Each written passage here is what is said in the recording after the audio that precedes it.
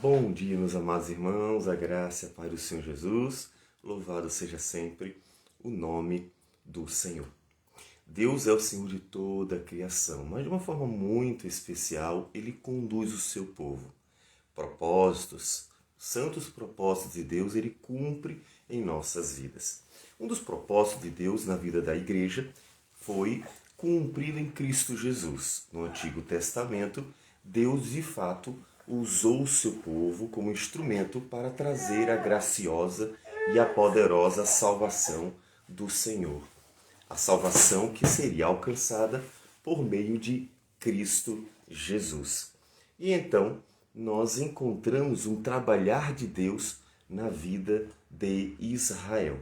E um desses trabalhar nós podemos ver no Salmo de número 79. Salmo de número 79. É o Salmo de Asaf, em que o salmista está clamando a Deus diante do castigo que Deus trouxe para Israel por causa da impureza de Israel. E então ele diz assim: ó Deus, as nações invadiram a tua herança, profanaram o teu santo templo, reduziram Jerusalém a um montão de ruínas. Deram os cadáveres dos teus servos por cibo às aves dos céus, e a carne dos teus santos às feras da terra. Veja que o Salmo vai descrevendo aquilo que aconteceu em 2 Reis, capítulo 25, versículo 8.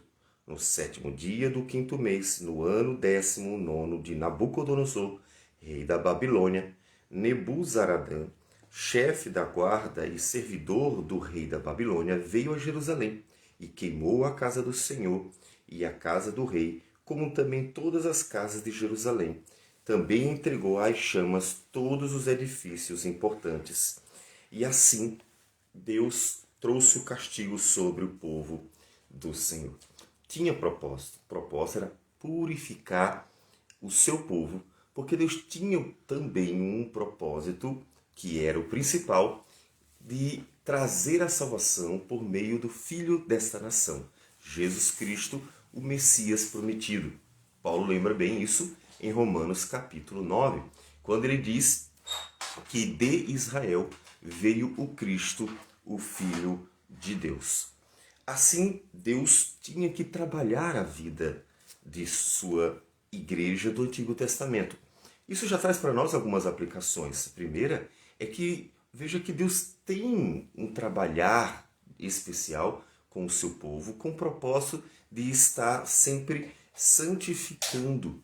Ou seja, considere que muitas vezes Deus pode estar trabalhando a sua vida por meio de lutas, por meio de problemas, para que você seja santificado para o Senhor. Deus fez isso no Antigo Testamento. E o salmista vê. No versículo 5 ele diz assim: até quando, Senhor, será para sempre a tua ira? Arderá como fogo o teu zelo?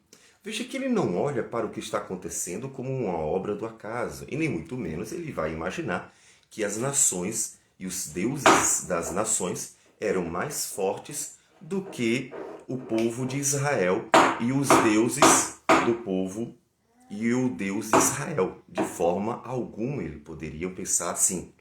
Ele sabia que Deus estava fazendo algo no meio de Israel. Ele sabia que Deus estava operando no meio de seu povo, purificando. Mas até quando? Até quando ele faria isso? Até quando ele estaria fazendo esta purificação do povo de Israel? Até quando Deus estaria operando? Mas veja que nesse clamor ele mostra que há uma esperança. Ou seja, apesar de Deus ter se irado contra o seu povo, apesar de Deus ter castigado o seu povo, ele não vai fazer isso para sempre. Deus ama o seu povo. E nós veremos no Salmo tanto uma esperança viva do salmista, quanto também vai ver que ele tem uma noção clara de que Deus faz distinção. Nessa esperança, ele diz no versículo 9: assiste-nos, ó Deus e Salvador nosso, pela glória do teu nome, livra-nos e perdoa-nos os pecados, por amor do teu nome. Veja que há uma esperança. Por quê? Porque Deus está no meio do seu povo. Porque Deus manifesta a sua glória no meio do seu povo. Então há uma esperança. Ele sabe que Deus tem um propósito para o povo dele. E ele apresenta esse plano. Então, apesar das lutas, apesar das dificuldades, apesar, inclusive aqui especificamente do castigo do Senhor, a esperança está viva no coração daqueles que sabem que Deus é bom, misericordioso, gracioso. Algo que você jamais pode perder. Deus pode trabalhar a tua vida, Deus pode operar nela, até castigar para santificar você, mas de forma alguma você deve perder a esperança no Deus de toda bondade, de toda misericórdia, de toda graça. A esperança na salvação do Senhor deve estar sempre viva em seu coração, sempre viva em seu coração. E assim, há uma razão. É que Deus está sendo glorificado no meio dele, do povo dele. Por que diriam as nações, onde está o teu Deus? Por que diriam assim, não, nós vencemos porque somos mais fortes? Não, Senhor, não deixa. Deus é aquele que manifesta o seu ser e as suas obras no meio da igreja. Então, Senhor, glorifica teu nome. Essa deve ser sempre uma oração da igreja. Glorifica teu nome nas nossas vidas. Quando o Senhor opera em nós, o Senhor glorifica o seu nome. Isso é importante para você, tanto saber orar e pedir o que convém, o que agrada a Deus, como é fundamental para você estar sempre desejando que a sua vida seja um instrumento nas mãos do Senhor. Seja qual for o propósito de Deus, que Deus esteja manifestando a glória dele na sua vida. Isso deve alegrar você. Paulo, mesmo nos momentos mais difíceis, como por exemplo, quando ele ora para que Deus tire o mensageiro de Satanás que estava esbofeteando ele, Deus diz, a minha graça te basta. E Paulo não reclama quando Deus responde assim.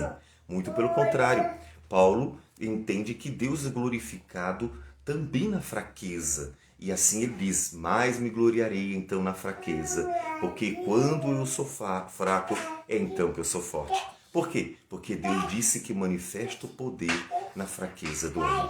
Assim então, Paulo viu que tendo Deus um propósito de glorificar o nome dele, na vida dele, de Paulo, então Paulo se aquieta. Você deve aprender a descansar o coração no Senhor, de tal forma que Deus seja glorificado na sua vida sempre. E você se alegre.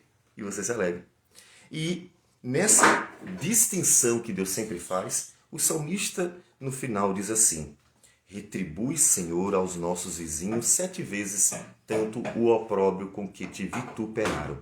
Quanto a nós, teu povo, e ovelhas do teu pasto, para sempre te daremos graças. De geração em geração proclamaremos os teus louvores. Em outras palavras, o salmista sabia que mesmo que Deus use os ímpios para castigar o seu povo, purificá-lo, para trazer um trabalhar na vida dele, Deus faz distinção. Deus distingue os que são e dos que não são seu povo. Como Deus distingue nos dias do Senhor Jesus, por parábolas, o joio do trigo. Jesus diz, há distinção. Então, que Deus seja glorificado também nessa distinção, para mostrar a bondade do Senhor para com os que esperam por Ele e para mostrar a santidade, a justiça de Deus para com aqueles que simplesmente se rebelam contra Ele.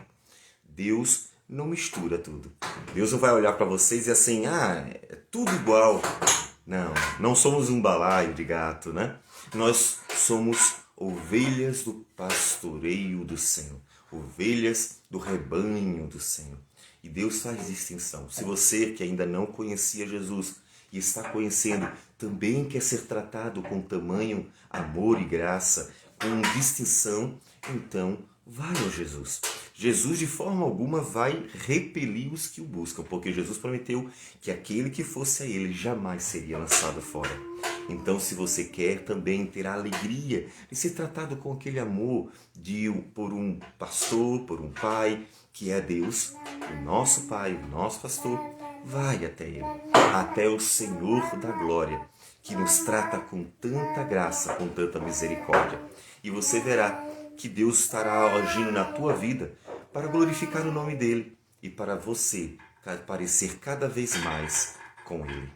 Olhe para a bondade de Deus, até nos dias difíceis, nas lutas que Israel passou, porque Deus tem um propósito para o seu povo e é glorificado neste povo. Vamos orar ao Senhor. Senhor Deus amado, obrigado por tudo. Obrigado pelo teu amor, graça e misericórdia. Obrigado, Senhor, porque o Senhor trabalha as nossas vidas e o Senhor, ó Deus, santifica nossas vidas para o teu louvor. Obrigado porque o Senhor faz distinção e o Senhor ama o seu povo. Ajuda-nos a descansar em Ti e se alegrar em Ti. Receba a nossa gratidão por tudo, a nossa oração, em nome de Jesus. Amém.